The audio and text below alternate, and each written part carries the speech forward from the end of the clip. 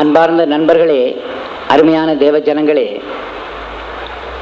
உங்கள் மத்தியிலே தேவ வரங்களை பற்றி தேவனுடைய வசனங்கள் என்னென்ன கூறுகின்றனவோ அதை விவரிக்க விரும்புகிறேன். தேவனுடைய வரங்கள் 4 பகுதிகளாக பிரிக்கப்பட்டிருக்கின்றன. முதலாவது பிதாவின் வரம், 2வது குமாரனுடைய வரம், 3வது பரிசுத்தாவியின் வரம், 4வது ஆவிக்குரிய வரங்கள். பிதாவின் வரம், இதை பற்றி அப்போஸ்தலனாகிய பவுல் ரோமர் 6ஆம் அதிகாரம் 23ஆம் வசனத்தில் பாவத்தின் சம்பளம் மரணம், தேவனுடைய கிருபை வரமோ நம்முடைய கர்த்தராகிய இயேசு கிறிஸ்துவினால் உண்டான நித்திய ஜீவன் என்று எழுதியிருக்கிறார். நித்திய ஜீவன் தேவனுடைய வரமாய் நமக்கு தரப்படுகிறது. இந்த வரம் யாருக்கு அளிக்கப்படுகிறது என்றால், யார் தன்னை பாவி என்று ஒத்துக்கொள்வார்களோ அவர்களுக்கு தேவன் இதை கிருபை வரமாய் தருகிறார். இது கர்த்தராகிய இயேசு கிறிஸ்துவின் மூலமாய் உண்டாகிற நித்திய ஜீவனாயிருக்கிறது. இந்த வரத்தை நாம் பெற வேண்டுமானால், இந்த நித்திய ஜீவனை நாம் பெற்று அனுபவிக்க வேண்டுமானால், யோவான் 5ஆம் அதிகாரம் 24ஆம் வசனத்தின்படி, என் வசனத்தை கேட்டு என்னை அனுப்பினவரை விசுவாசிக்கிறவனுக்கு நித்திய ஜீவன் உண்டென்று இயேசுநாதர் இந்த உலகத்தில் இருக்கும் பொழுது கூறினாரே, அந்த வசனத்தை நாம் நம்முடைய அனுபவத்திலே கொண்டு வர வேண்டும். இயேசு கிறிஸ்துவின் வசனத்தை நாம் கேட்பது மட்டுமல்ல, அவரை அனுப்பினவரை நாம் விசுவாசிக்கும் போது நமக்குள்ளே நித்திய ஜீவன் உண்டாகிறது. நாம் அறிவோம், பாவத்தின் சம்பளம் மரணம். பழைய ஏற்பாட்டின் காலத்திலும் கூட பாவம் செய்கிற ஆத்மா சாகும் என்று எழுதியிருக்கிறது. ஆண்டவரும் ஆதி மனிதனாகிய ஆதாமை பார்த்து சொன்னார், விலக்கப்பட்ட விருட்சத்தின் கனியை சாப்பிடும் நாளில் நீ சாகவே சாவாய் என்று கூறினார்.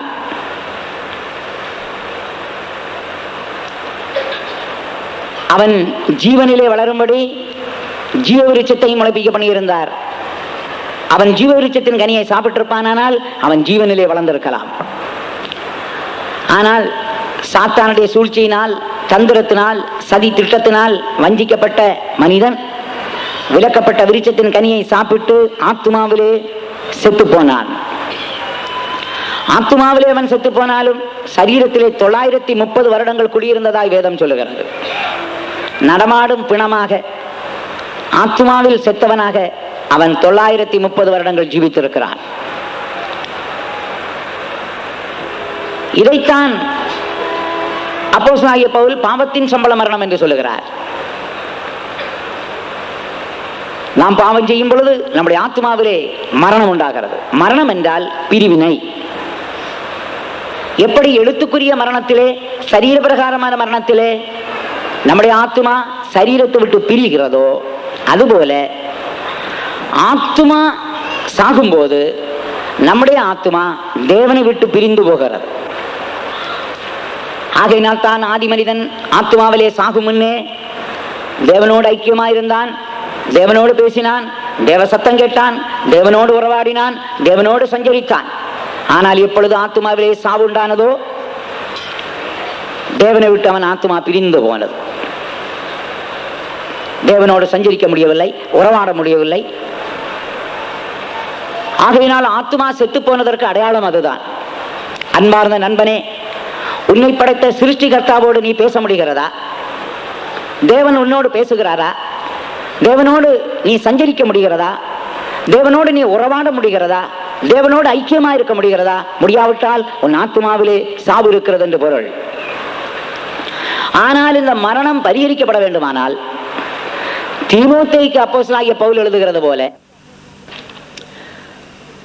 2 தீமோத்தேயு 1ஆம் அதிகாரம் 10ஆம் வசனம், அவர் மரணத்தை பரிகரித்து ஜீவனையும் அழியாமையையும் சுவிசேஷத்தால் வெளியரங்கமாக்கினார்.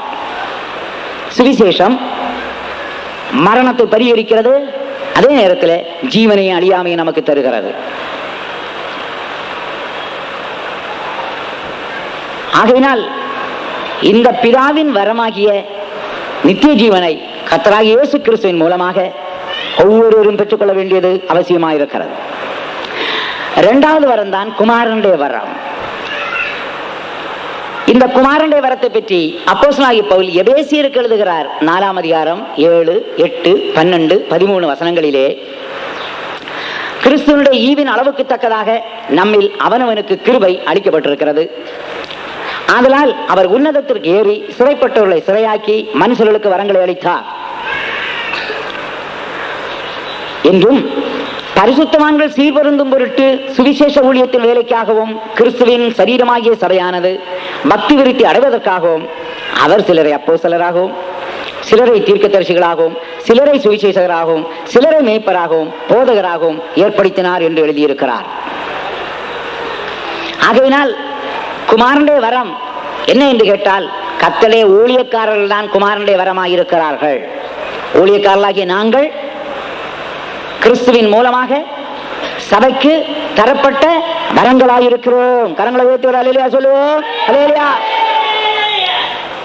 ஆண்டவர் உங்களுக்கு தேவனுடைய ஊழியக்காரர்களாகிய அப்போஸ்தலர், தீர்க்கதரிசிகள், சுவிசேஷகர், மேய்ப்பர், போதகர்களை தந்திருக்கிறார். 5 அல்லேலூயா சொல்லுவோம்.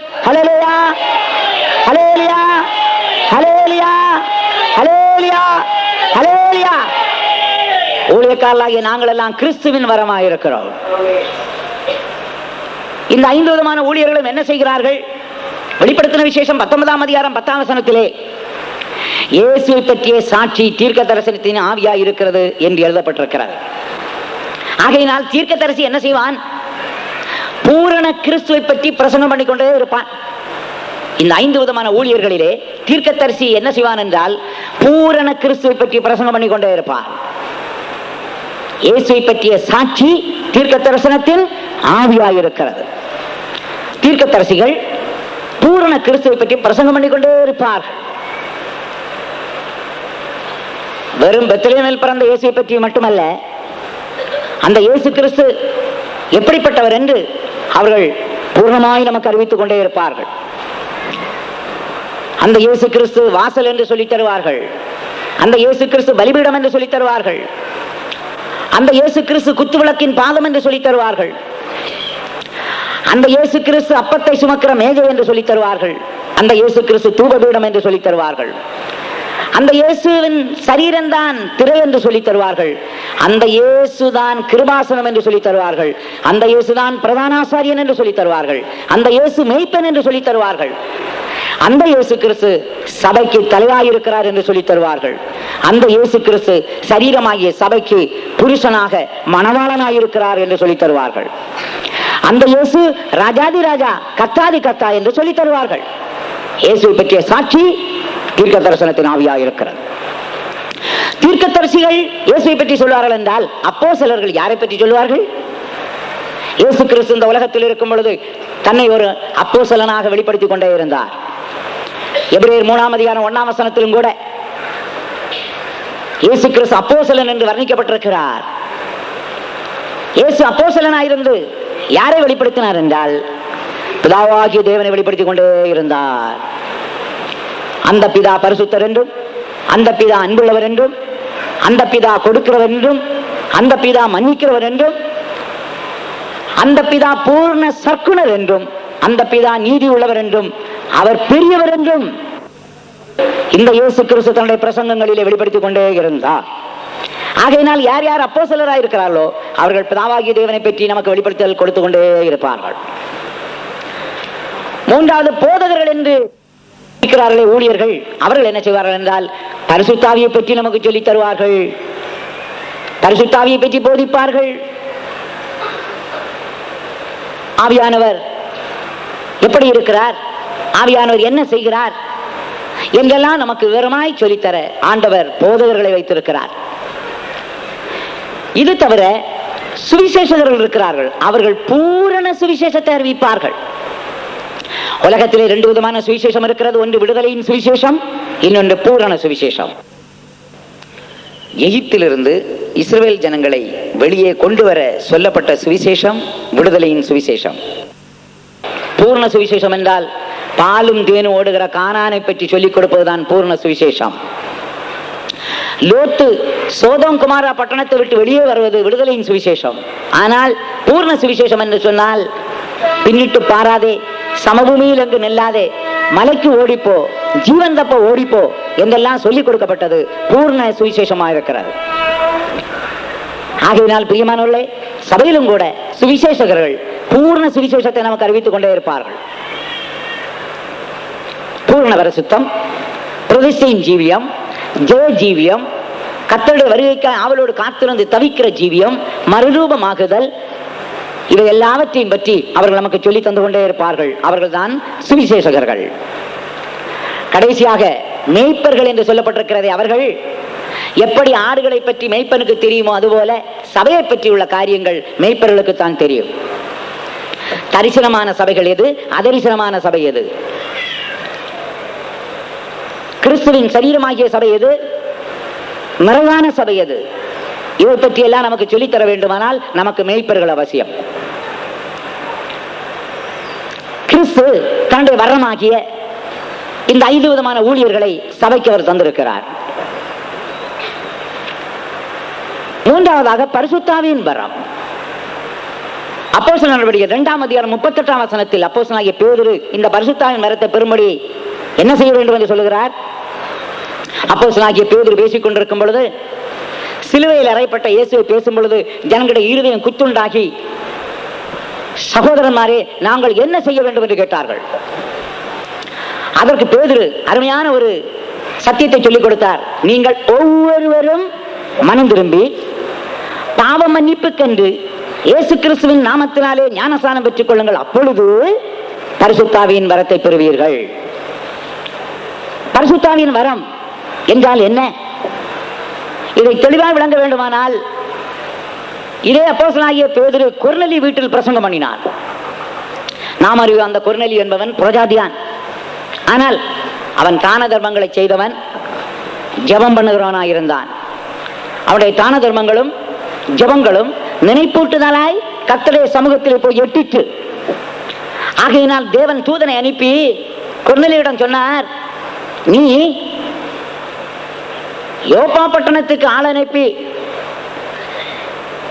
அங்கே தோல் பதனிடுகிறவனாகிய சீமோன் வீட்டிலே இருக்கிறதான சீமோன் பேதுருவை வரவழை, அவன் உனக்கு ஆழமான காரியங்களையும் சத்தியங்களையும் சொல்லித் தருவான் என்று கூறினார். முகவரியோடு கூட ஆண்டவர் இந்த அப்போஸ்தலனை அறிமுகப்படுத்தினாரே, கொர்நேலியுடன் தானே ஆள் அனுப்பி பேதுருவை வரவழைத்தான். கொர்நேலியு வீட்டாரெல்லாம் வீட்டிலே உட்கார்ந்து கொண்டிருந்தார்கள். பேதுரு பிரசங்கம் பண்ணிக்கொண்டே இருக்கும் பொழுது பரிசுத்தாவியின் பெருமாறி அங்கே ஊற்றப்பட்டது. பரிசுத்தாவியானவர் வசனம் கேட்ட யாவர் மேலும் இறங்கினார். அவர்கள் என்ன செய்தார்கள்?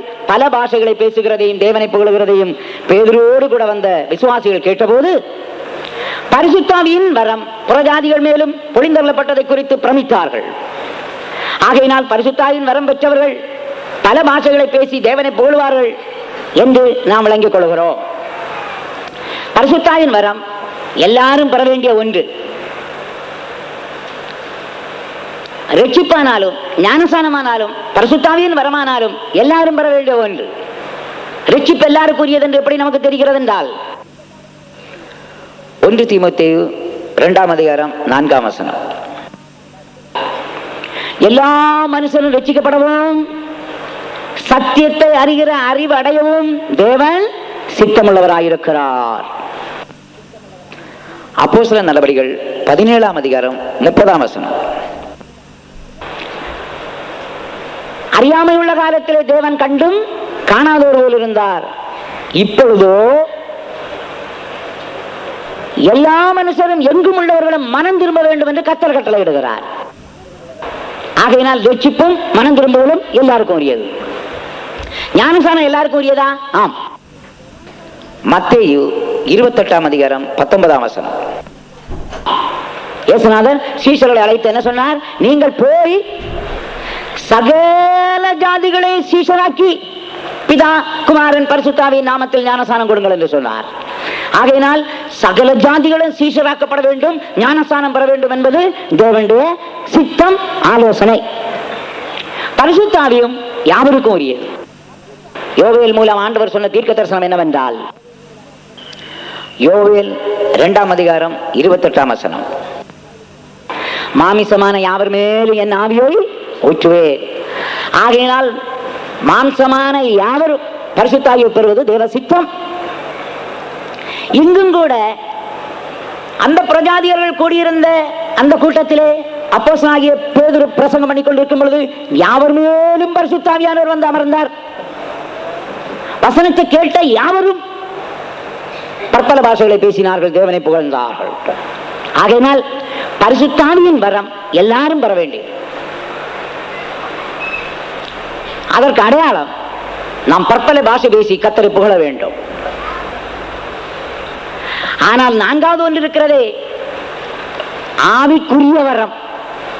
அது எல்லாரும் பெற வேண்டிய அவசியம் இல்லை. கர்த்தருடைய சித்தத்தின்படி அவனவனுக்கு வரங்களை பகிர்ந்து கொடுக்கிறார். நாட வேண்டியது நம்முடைய கடமை, தர வேண்டியது தேவ சித்தம். ஆகையினால் ஞான வரங்களை விரும்புங்கள் என்று பவுல் சொல்லுகிறார். ஞான வரங்களை விரும்புங்கள், ஆவிக்குரிய வரங்களை நாடுங்கள் என்றெல்லாம் கொரிந்தியருக்கு பவுல் எழுதுகிறார். ஆகையினால் வரங்களை விரும்ப வேண்டியதும் நாட வேண்டியதும் நம்முடைய கடமை, தர வேண்டியது தேவ சித்தம். இந்த ஆவிக்குரிய வரங்களை பற்றி அப்போஸ்தலனாகிய பவுல் 1 கொரிந்தியர் 12ஆம் அதிகாரம் 1ஆம் வசனத்தில் விதமாக எழுதுகிறார். அன்றியும் சகோதரரே, ஆவிக்குரிய வரங்களை குறித்து நீங்கள் அறியாதிருக்க எனக்கு மனதில்லை என்று எழுதிவிட்டு 8, 9, 10 வசனங்களில் ஆவிக்குரிய 9 வரங்களை பற்றி எழுதுகிறார்.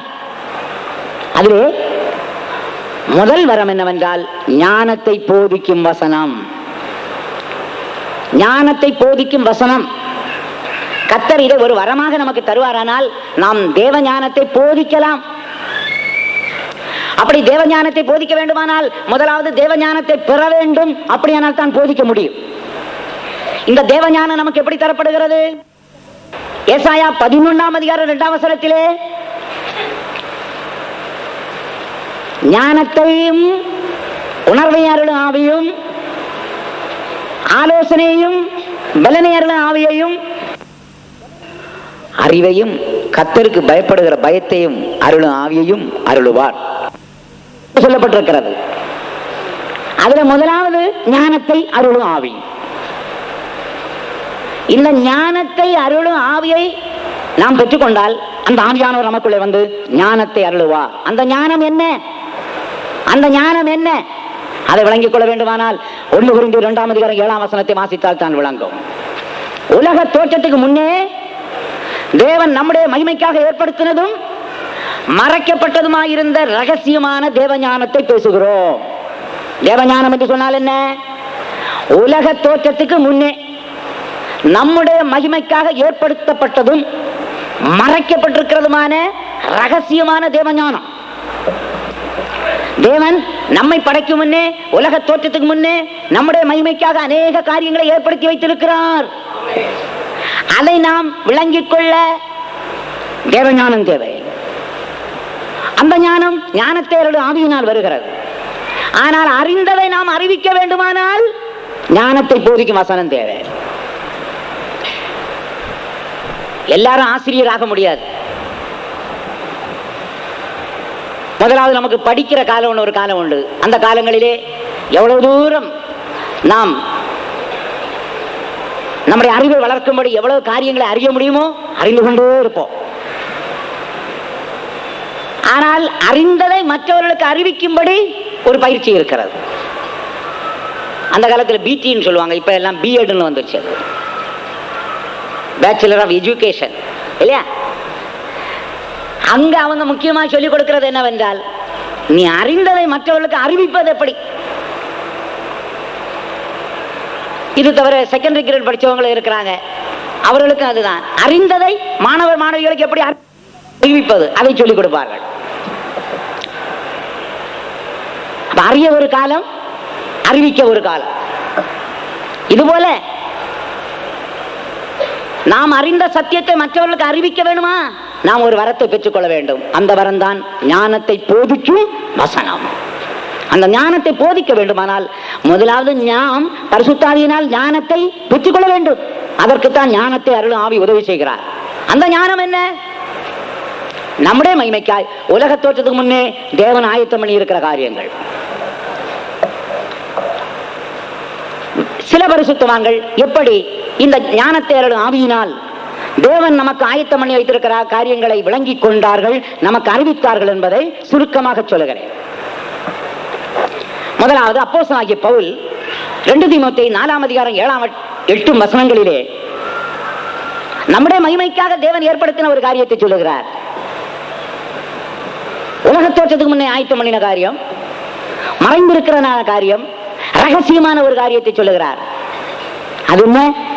நீதியின் கிரீடம். பவுல் சொல்லுகிறார், நல்ல போராட்டம் போராடினேன், ஓட்டத்தை முடித்தேன், விசுவாசத்தை காத்துக்கொண்டேன், இது முதல் நீதியின் கிரீடம் எனக்காக வைக்கப்பட்டிருக்கிறது. அப்ப அந்த நீதியின் கிரீடத்தை அவன் கண்டுகொள்ள, அறிந்து கொள்ள ஞானத்தை அருளும் ஆவி பிரயோஜனமாக இருந்தது. அதை நமக்கு அறிவிக்க ஞானத்தை போதிக்கும் வசனம் அவனுக்கு உதவியாக இருந்தது. இரண்டாவது அப்போஸ்தலனாகிய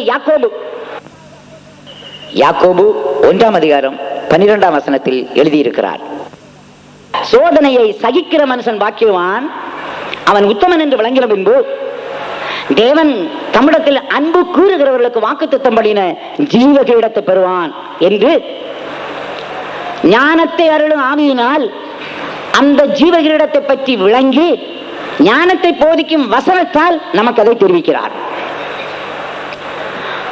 மூன்றாவது அப்போஸ்தலனாகிய பேதுரு 1 பேதுரு 5:1-4 மகிமையுள்ள வாடாத கிரீடத்தை பற்றி எழுதியிருக்கிறார். அந்த பேதுருவுக்கு ஞானத்தை அருளும் ஆவியினால் மகிமையுள்ள வாடாத கிரீடத்தை பற்றியுள்ள ஒரு விளக்கம், அறிவு, தெளிவு உண்டானது. ஆனால் ஞானத்தை போதிக்கும் வசனத்தின் மூலமாக அந்த மகிமையுள்ள வாடாத கிரீடத்தை பற்றி நமக்கு சொல்லி தருகிறார். நான்காவது அப்போஸ்தலனாகிய யோவான் வெளிப்படுத்தின விசேஷம் 4:2 சிங்காசனத்தை பற்றியும், வெளிப்படுத்தின விசேஷம் 14:1 சீயோனை பற்றியும், 21:10 எருசலேமை பற்றியும் அவர் நமக்கு அறிவிக்கிறார். தான் கண்டதை எழுதியிருக்கிறார். ஆண்டவர் அவனுக்கு சொல்லியிருந்தார், யோவானே, நீ காண்கிறதையும் கேட்கிறதையும் எழுது. இப்படி அவர்களை காணும்படி ஞானத்தை அருளும் ஆவி அவனுக்கு உதவி செய்தது.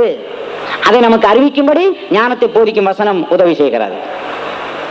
ஆகையினால் பிரியமானவர்களே, தேவன் நமக்காக, சபைக்காக என்னென்ன காரியத்தை ஆயத்தம் பண்ணி வைத்திருக்கிறாரோ, மறைந்திருக்கிறதோ, ரகசியமாயிருக்கிறதோ, அந்த தேவ ஞானத்தை நாம் அறிய ஞானத்தை அருளும் ஆவியை பெற்றுக் கொள்ள வேண்டும். பரிசுத்தாவி பெறுவது வேற, ஞானத்தை அருளும் ஆவியை பெறுவது வேற. எப்படி தெரிகிறது?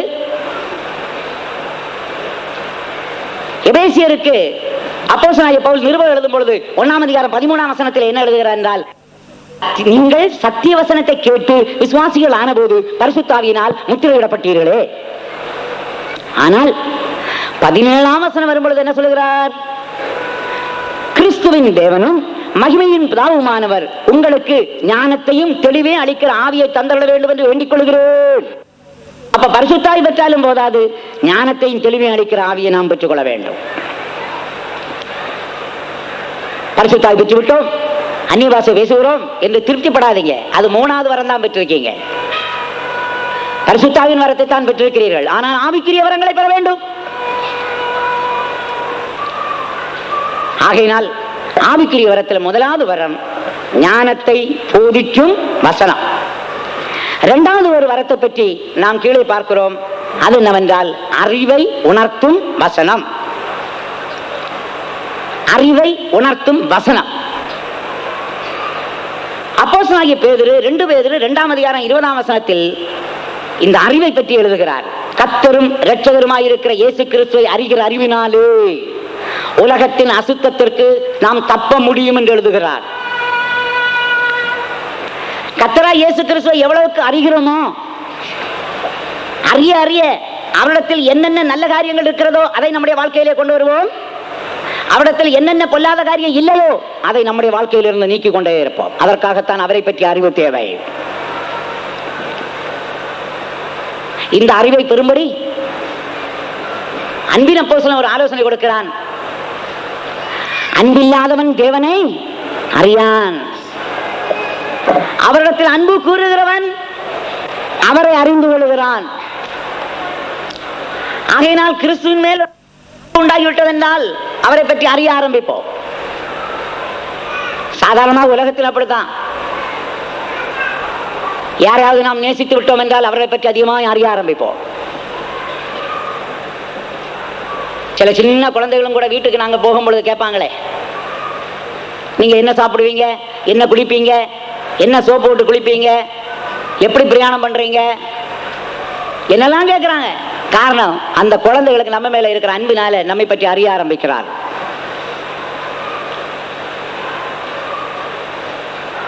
அப்படியானால் கிறிஸ்துவின் மேல் நமக்கு அன்பு வந்த பொழுது அவரை பற்றி அறிந்து கொண்டே இருப்போம்.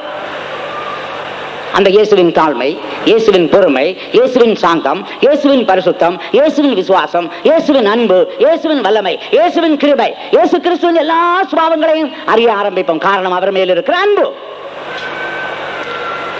ஆனால் பவுல் கிறிஸ்துவை அறியும்படி ஒரு காரியத்தை செய்தார். பிலிப்பியர் 3ஆம் அதிகாரத்திலே சொல்லப்பட்டிருக்கிறது, கர்த்தராகிய இயேசு கிறிஸ்துவை அறிகிறதான அறிவின் மேன்மைக்காக எல்லாவற்றையும் நஷ்டம் என்று விட்டேன், குப்பையாக எண்ணுகிறேன். பிரதிஷ்டையின் மூலம் இயேசுநாதரை அறிந்து கொண்டதாய் அவர் சொல்லுகிறார். விஞ்ஞானிகளிலும் கூட சில குறிப்பிட்ட காரியங்களை கண்டுபிடிக்கும்படியாக அவர்கள் ஆராய்ச்சியில் ஈடுபட்ட நாட்களிலே எத்தனையோ நாள் சாப்பிடுவதையும் குளிப்பதையும் மறந்திருக்கிறார்கள். அவர்கள் மும்முரமாய் ஆராய்ச்சியில் ஈடுபட்டதால்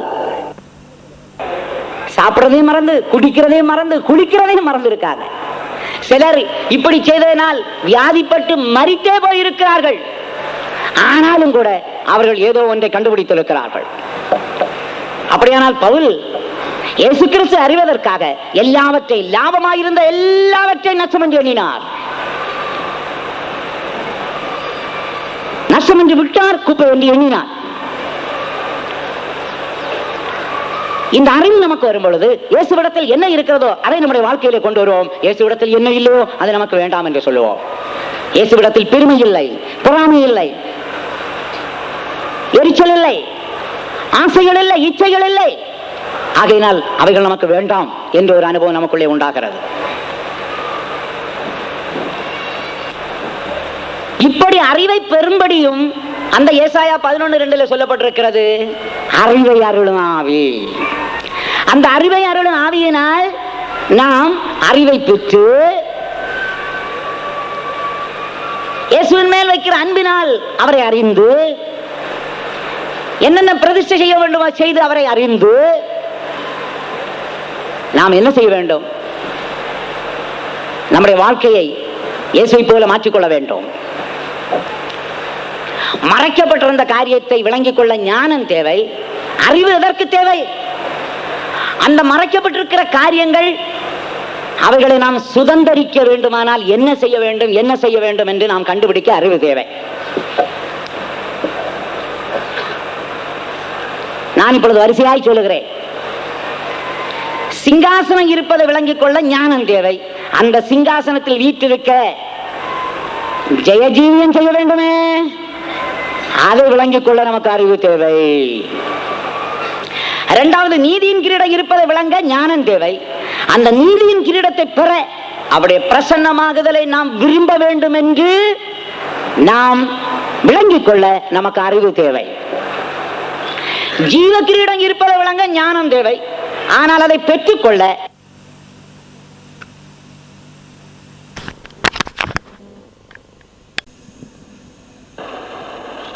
ஜீவ கிரீடம் இருப்பதை விளங்க ஞானம் தேவை. ஆனால் அதை பெற்றுக்கொள்ள சோதனையை சகிக்க வேண்டும், பாடுகளில் பயப்படாமல் இருக்க வேண்டும், மரண பரியந்தம் உண்மையாக இருக்க வேண்டும் என்று விளங்க வேண்டுமானால் அறிவு தேவை.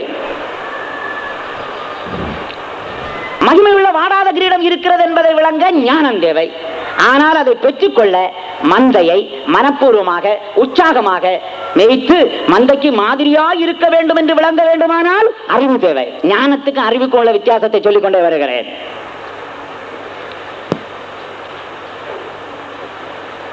மகிமையும் ஆளுகையும் இருப்பதை விளங்க ஞானம் தேவை. ஆனால் அவைகளை பெற்றுக்கொள்ள பாடுபட வேண்டும் என்பதை விளங்க அறிவு தேவை. கிருபை இருப்பதை விளங்கிக் கொள்ள ஞானம் தேவை. அதை பெற்றுக்கொள்ள நம்மை நாமே தாழ்த்த வேண்டும் என்று விளங்க வேண்டுமானால் அறிவு தேவை. பரலோகத்தில் மிகப்பெரியவர்கள் உண்டு என்பதை விளங்க ஞானம் தேவை. அதற்கு சிறுபிள்ளையை போல நம்மை தாழ்த்த வேண்டும் என்று விளங்க அறிவு தேவை. இதை இன்னும் எளிதாக விளங்கிக் கொள்ளும்படி நான் ஒரு காரியம் சொல்லுகிறேன்.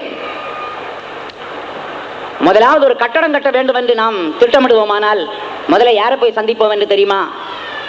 ஒரு இன்ஜினியர், பொறியாளரை போய் சந்திப்போம்.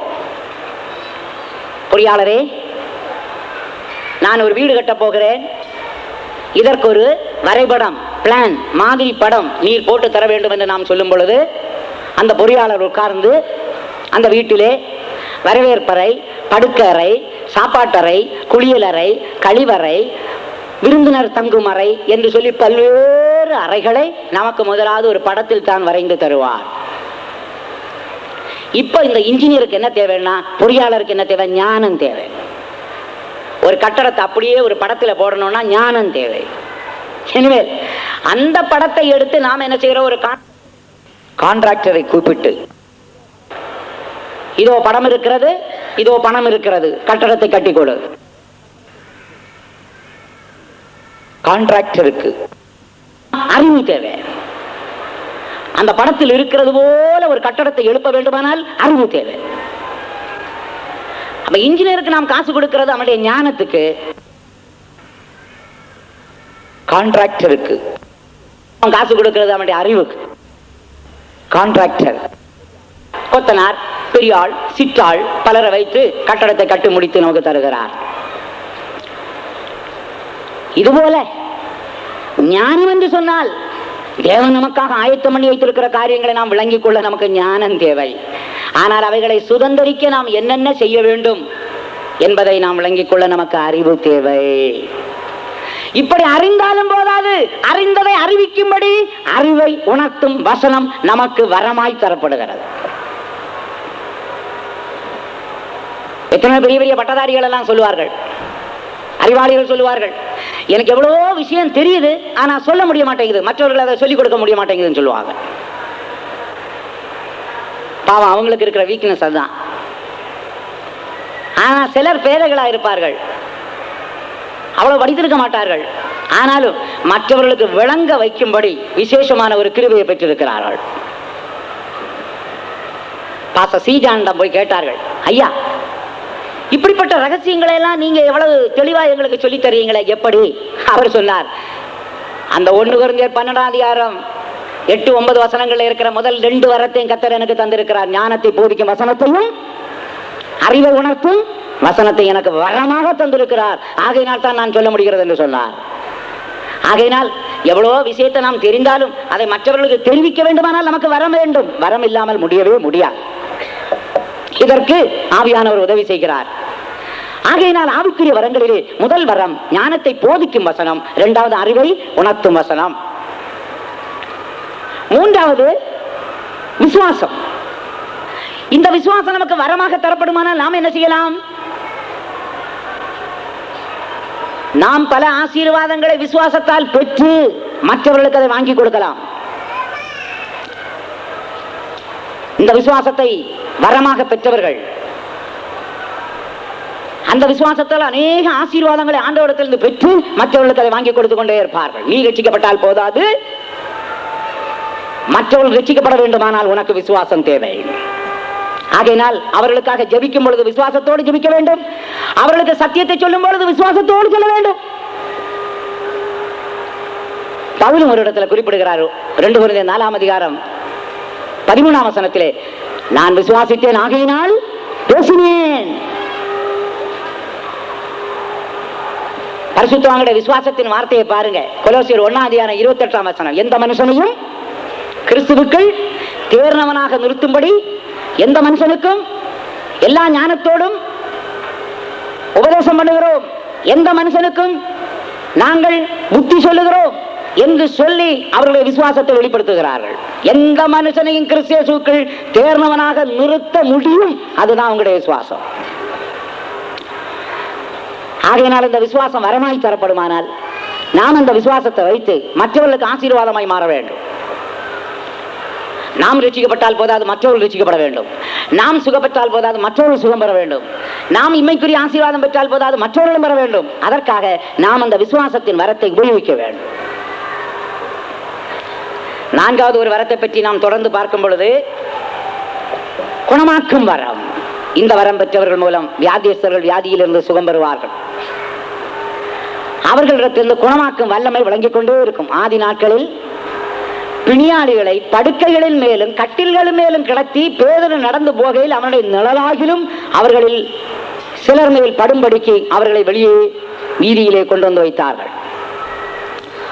சுற்று பட்டணங்களில் இருந்த திரளான ஜனங்கள் பிணியாளிகளையும் அசுத்த ஆவிகளால் பாதிக்கப்பட்டவர்களையும் எருசலேமுக்கு கொண்டு வந்தார்கள். அவர்கள் எல்லாரும் குணமாக்கப்பட்டார்கள் என்று அப்போஸ்தலர் நடவடிக்கை 5ஆம் அதிகாரம் 15-16 வசனங்களில் படிக்கிறோம். ஆகையினால் ஆதி அப்போஸ்தலர் காலத்தில் ஊழியர்கள் மூலமும் விசுவாசிகள் மூலமும் குணமாக்கும் வரங்கள் கிரியை செய்திருக்கின்றன. பிலிப் என்று சொல்லக்கூடிய ஒரு விசுவாசியாயிருந்தான், ஒரு சுவிசேஷகனாயிருந்தான், 7 பேரில் ஒருவனாயிருந்தான். அவன் என்ன செய்தான்? சமாரியாவுக்கு போய் அநேக வியாதியஸ்தரை சுகமாக்கி இருக்கிறார். ஆகையினால் ஏராளம் பேர் மனம் திரும்பி அவனிடத்தில் ஞானசானமும் பெற்றுக் கொண்டார்கள். குணமாக்குதல் ஒரு வரமாக கர்த்தர் கொடுக்கிறார். 5வதாக அற்புதங்களை செய்யும் சக்தியும் ஒரு வரமாய் தரப்படுகிறது. இந்த வரம் இருப்பவர்கள் சரீர பிரகாரமான அற்புதத்தை செய்வார்கள், ஆவிக்குரிய அற்புதத்தை செய்வார்கள். சரீர பிரகாரமான அற்புதம் என்ன? குருடர்களுக்கு பார்வை கொடுப்பார்கள். ஆனால் ஆவிக்குரிய அற்புதம் என்ன? அநேக ஆன்மீக குருடர்களுக்கு இவர்கள் அற்புதங்களை செய்து அவர்கள் பரலோகத்தை காண்பார்கள், இயேசுவை காண்பார்கள், தரிசனம் காண்பார்கள், சொப்பனம் காணக்கூடிய அளவுக்கு கர்த்தர் அற்புதத்தை செய்வார் இவர்கள் மூலமாக. எழுத்துக்குரிய அற்புதம் என்ன? செவிடர்களுக்கு காது கேட்க வைப்பார்கள். ஆன்மீக அற்புதம் என்னவென்றால் அநேகர் தேவ சத்தம் கேட்கக்கூடிய அளவுக்கு இவர்கள் மூலம் அற்புதம் நடக்கும். எழுத்துக்குரிய அற்புதம் என்ன? ஊமையர் பேசுவார்கள். ஆவிக்குரிய அற்புதம் என்ன? அநேக ஆன்மீக ஜனங்கள் ஊமையராய் இருந்தவர்கள் கர்த்தரை ஸ்தோத்தரிக்க, கர்த்தரை புகழ, கர்த்தரை பற்றி சாட்சி சொல்ல, சத்தியம் சொல்ல அவருடைய வாய்கள் எல்லாம் திறக்கப்படும். குஷ்டரோகிகள் சுகமாவது சரீர பிரகாரமான அற்புதம். ஆன்மீக அற்புதம் என்ன? அவருடைய ஆத்மாவில் இருக்கிற குஷ்டம் சுத்தமாகும். ஒண்ணுள்ள நுறுங்குண்ட நறுங்குண்ட இருதயம் இவர்கள் மூலம் உண்டாகும். சப்பானிகள் எழுத்துக்குரிய பிரகாரமாக எழுந்து நடப்பார்கள், அது ஒரு அற்புதம். மறுபுறத்திலே ஜனங்கள் சத்தியத்திலே நிற்க, ஆவியிலே நடக்க, பாவத்தை விட்டு ஓட, இயேசுவை நோக்கி ஓட கர்த்தர் இவர்கள் மூலம் அப்படிப்பட்டதான அற்புதங்களையும் செய்வார். அற்புதங்களை செய்யும் சக்தி வெளிப்படும் பொழுது சரீர பிரகாரமான அற்புதமும் நடக்கும், ஆவிக்குரிய அற்புதமும் நடக்கும். ஆதி சபையில் உள்ள விசுவாசிகள், ஆதி நாட்களில் இருந்த தேவனுடைய ஊழியர்கள் அநேக அற்புதங்களை செய்தார்கள் என்று அப்போஸ்தலர் நடவடிக்கைகளிலே படிக்கிறோம். அப்போஸ்தலனாகிய பவுல் மூலம், பேதுருவின் மூலம், யோவானின் மூலம், விசுவாசிகளாயிருந்து பின்பு சுவிசேஷகர்களாய் மாற்றப்பட்ட ஸ்தேவான், பிலிப்பு மூலம் பல அற்புதங்களை கர்த்தர் செய்திருக்கிறார். ஆகையினால் தேவ ஊழியர்களாகிய நாங்களும் விசுவாசிகளாகிய நீங்களும் கூட அநேக அற்புதங்களை செய்யக்கூடிய அந்த வரத்தை ஆண்டவரிடத்திலிருந்து பெற்றுக் கொள்ள வேண்டும். 6வதாக தீர்க்க தரிசனம் உரைத்தல், அதுவும் ஒரு வரம். இந்த தீர்க்க தரிசனத்தின் மூலமாக மனுஷருக்கு பக்தி விருத்தி உண்டாகும், புத்தியும் ஆறுதலும் உண்டாகும். இந்த வரத்தின் மூலம் மனுஷனுடைய அந்தரங்கங்களும் கூட வெளியரங்கமாகும். ஆகையினால் தான் பவுல் எழுதுகிறார் 1 கொரிந்தியர் 14ஆம் அதிகாரம் 1ஆம் வசனத்தில், அன்பை நாடுங்கள், ஞான வரங்களை விரும்புங்கள், விசேஷமாக தீர்க்க தரிசன வரத்தை விரும்புங்கள் என்று எழுதுகிறார். அந்தியோகியா பட்டணத்தில் உள்ள சபையிலே பர்னபாவும் நீகர் எனப்பட்ட சிமியோனும் மனாயினும் சவுலும் தீர்க்கதரிசிகளும் போதகர்களுமாய் இருந்தார்கள் என்று அப்போஸ்தலர் 13ஆம் அதிகாரம் 1ஆம் வசனத்தில் வாசிக்கிறோம். ஆகையினால் சபை பக்தி விருத்தி அடைய, ஜனங்களுக்கு ஆறுதலும் தேறுதலும் உண்டாக, மனுஷனுடைய இருதயத்தில் இருக்கிற அந்தரங்கங்கள் வெளியரங்கமாக இப்படிப்பட்ட வரங்களையும் ஆண்டவரிடத்தில் நாம் பெற்றுக்கொள்ள வேண்டும். 7வதாக ஆவிகளை பகுத்தறிதல். இந்த வரம் கர்த்தராகிய இயேசு உடையவராய் இருந்தபடியினால் ஒரு தரம் சீசர்கள் சொன்னார்கள், மனம் திரும்பாத ஜனங்களை வானத்திலிருந்து அக்கினியை இறக்கி அழிக்க செய்வோம் என்று சொன்னார்கள். இயேசுநாதர் சொன்ன வார்த்தை என்னவென்றால், நீங்கள் இன்ன ஆவியை உடையவர்கள் என்பதை நீங்கள் அறிவீர்கள் என்று அதட்டினார். இந்த வரம் நமக்கு இருக்குமானால் சபையிலே யார் யாருக்குள்ள என்னென்ன ஆவி கிரியை செய்கிறது, உலகத்தாருக்குள்ளே என்னென்ன ஆவி கிரியை செய்கிறது, குடும்பங்களிலே என்ன ஆவி கிரியை செய்கிறது, வேலை ஸ்தலங்களில் என்ன ஆவி கிரியை செய்கிறது, அரசியல் தலைவர்களுக்குள்ள என்ன ஆவி கிரியை செய்கிறது என்று நாம் கண்டுபிடித்துக் கொள்ளலாம். ஆவிகளை பகுத்தறியும் வரம். எட்டாவதாக பற்பல பாஷைகளை பேசுதல். இது சிலருக்கு வரமாக அளிக்கப்படுகிறது. சபையிலே இந்த வரம் கிரியை செய்யும் போது ஒரு பாஷை பேசுவது போல அவர்கள் பேசிக்கொண்டே இருப்பார்கள்.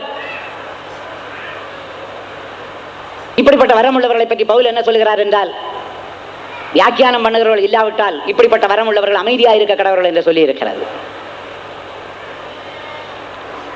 ஆவியின் வரத்தில் பேசுற அந்நிய பாஷை வேற, ஆவிக்குரிய வரத்தில் உண்டாகிறதான பற்பல பாஷை வேற. ஆவியின் வரத்தில் கொடுக்கப்படுகிறதான அந்த பற்பல பாஷை எல்லாரும் பேச வேண்டும். அது தேவனோடு பேசுவது, தேவன் மனிதனோடு பேசுவது, அதை தடை பண்ணக்கூடாது. ஆனால் ஆவிக்குரிய வரத்தில் வருகிறதே இந்த பற்பல பாஷை பேசுதல், இது வியாக்கியானம் பண்ணுகிறவன் இல்லாவிட்டால் அமைதியாக இருக்க கடவன் என்று சொல்லி இருக்கிறது. ஆகையினால் தான் 9ஆம் வரம் வியாக்கியானம் பண்ணும் வரம் என்று சொல்லி இருக்கிறது. பற்பல பாஷைகள் சபையிலே பேசப்படுவதை சபையார் விளங்கிக் கொள்ள முடியாததால் இந்த வரம் உள்ளவர்கள் பற்பல பாஷை பேசும்போது வியாக்கியானம் பண்ணுவார்கள். இவ்விதமாக ஆண்டவர் 9 விதமான வரங்கள் சபையிலே கிரியை செய்யும்படி தம்முடைய சித்தத்தின்படி அவனவனுக்கு பகிர்ந்து கொடுக்கிறார். வரத்தை நாம் ஏன் பெற வேண்டும்? முதலாவதாக அப்போஸ்தலனாகிய பவுல் ரோமாபுரியாருக்கு சொல்லுகிறார் என்றால், நீங்கள் ஸ்திரப்படுவதற்கு ஆவிக்குரிய வரங்கள் கொடுக்கப்படுகிறது என்று சொல்லுகிறார். ஆகையினால் ஆவிக்குரிய ஜீவியத்தில் நாம் ஸ்திரப்பட வேண்டுமானால் வரங்கள் நிச்சயமாய் தேவை. அந்த வரங்கள் இருக்கும் பொழுது நாம் ஸ்திரப்படுகிறோம்.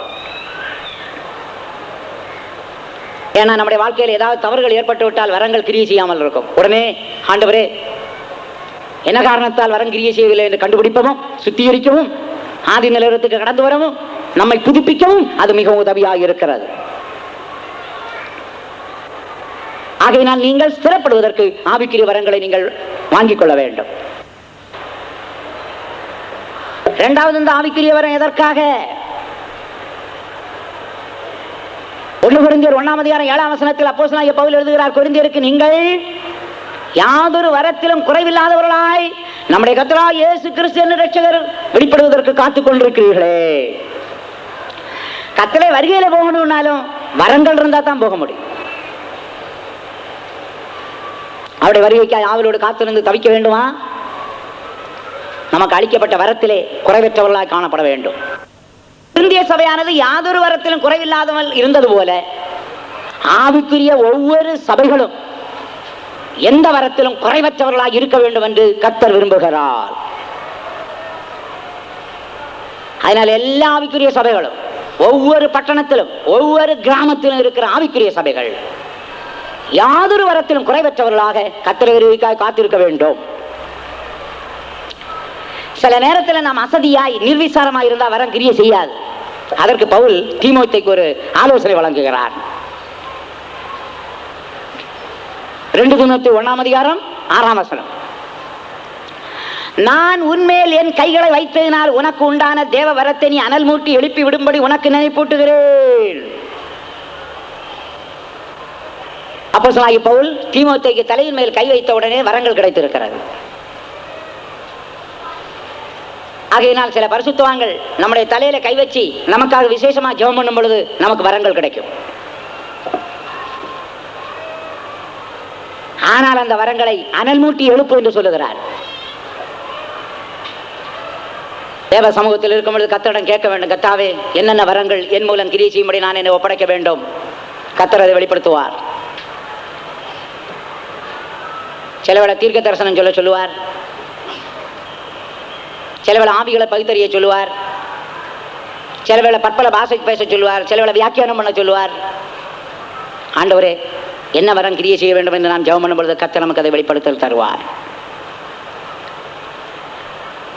இவ்விதமாக எல்லா ஆவிக்குரிய வரங்களையும் சபை பெற்றிருக்க வேண்டும் என்று நாம் விளங்கிக் கொள்வது மட்டுமல்ல, வரங்களை நாடுவதும் வாஞ்சிப்பதும் நம்முடைய கடமை. அதை நமக்கு பகிர்ந்து கொடுப்பது தேவ சித்தமாக இருக்கிறது. 1 Corinthians 12:11 இதை வாசிக்கிறோம். இவைகளை எல்லாம் அந்த ஒரே ஆவியானவன் நடப்பித்து தமது சித்தத்தின்படி அவன் அவனுக்கு பகிர்ந்து கொடுக்கிறார். ஆகையினால் அருமையான தேவ ஜனங்களே, நண்பர்களே,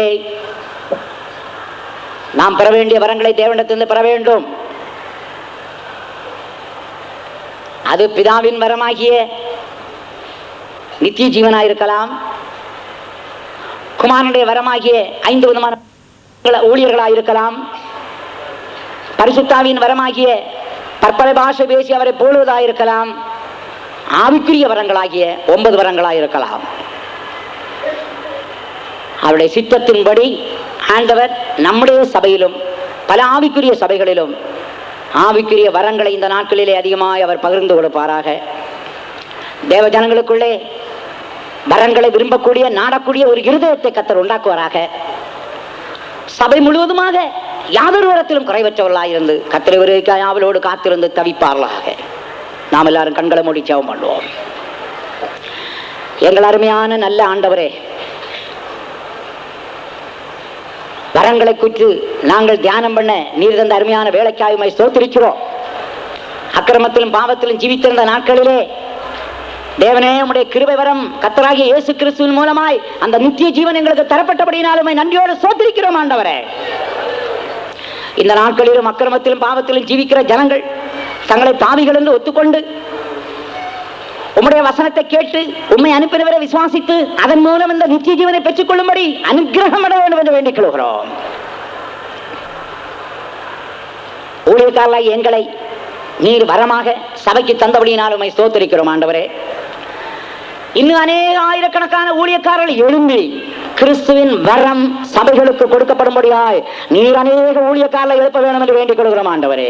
அறுப்பு மீது வேலையாட்களோ கொஞ்சம். ஆகையினால் அறுப்புக்கு வேலையாட்களை அனுப்பும்படி எஜமானனாகிய உம்மை நாங்கள் வேண்டிக் கொள்கிறோம் ஆண்டவரே. நீர் ஈவாக வரமாக ஊழியர்களை சபைக்கு தந்தள்ள வேண்டும் என்று வேண்டிக் கொள்கிறோம். அந்த பரிசுத்தாவின் வரத்தை பெறும்படி ஜனங்கள் மனந்திருப்பட்டு அப்பா ஞானஸ்நானம் பெற்றுக் கொள்ளட்டும் ஆண்டவரே. அந்த பரிசுத்தாவின் வரமாகிய பற்பல பாஷையிலே பேசி உம்மை புகழக்கூடிய ஒரு அனுபவத்தை எல்லா மனுஷருக்கும் உண்டாக்கும் ஆண்டவரே. மாம்சமான அவர் மேல் என் ஆவியை ஊற்றுவேன் என்று சொன்னீரே ஆண்டவரே. நாங்கள் எல்லாரும் மாம்சம் என்று ஒத்துக்கொள்கிறோம், நாங்கள் பலவீனர் என்று ஒத்துக்கொள்கிறோம் ஆண்டவரே. நீர் மக்களை எல்லாம் உம்முடைய ஆவியினால் நிரப்ப வேண்டும் என்று வேண்டிக் கொள்கிறோம். ஆவிக்குரிய 9 வரங்களும் நீ சபைக்கு ஈவாய் தந்திருக்கிறீர். உம்முடைய சித்தத்தின்படி தருகிறீர் ஆண்டவரே. சபையின் பக்தி விருத்திக்காய் தருகிறீர் ஆண்டவரே. வரங்களை நாங்கள் விரும்புகிறோம், நாடுகிறோம். உம்முடைய சித்தப்படி எங்களுக்கு தேவையான வரங்களை பகிர்ந்து கொடும் ஆண்டவரே. ஏற்கனவே எங்களுக்கு தரப்பட்டதான வரங்களை அனல் மூட்டி எழுப்ப எங்களுக்கு உதவி செய்யும். எங்களுடைய சபையானது ஆவிக்குரிய சபைகள் எல்லாம் எல்லா வரங்களிலும் குறைவற்றதாய் காணப்பட்டு உம்முடைய வருகையிலே காணப்பட தகுதிப்படுத்தணும் என்று வேண்டிக் கொள்கிறோம். நாங்கள் சிறப்படுவதற்கு இன்னும் எங்களுக்கு வரங்களை தாரும் ஆண்டவரே. பெற்ற வரங்களை பாவிக்க உதவி செய்யும். ஆவியாத்ம சரீரத்தை ஒப்படைக்கிறோம். உம்முடைய நாமம் மகிமைப்படுவதாக, உம்முடைய ஊழியம் இன்னும் வளர்ந்து பெருகுவதாக, உம்முடைய சித்தம் பரமண்டலத்திலே செய்யப்படுவது போல பூமியிலேயும் செய்யப்படுவதாக இயேசுவின் மூலம் கேட்கிறோம் பிதாவே, ஆமென். நம்முடைய கர்த்தராகிய இயேசு கிறிஸ்துவின் கிருபையும் பிதாவாகிய தேவனுடைய அன்பும் பரிசுத்தாவின் ஐக்கியமும் நம்மவரோடும் இன்றும் என்றும் சதா காலங்களில் உண்டாயிருப்பதாக. ஆமென். ஹல்லேலூயா.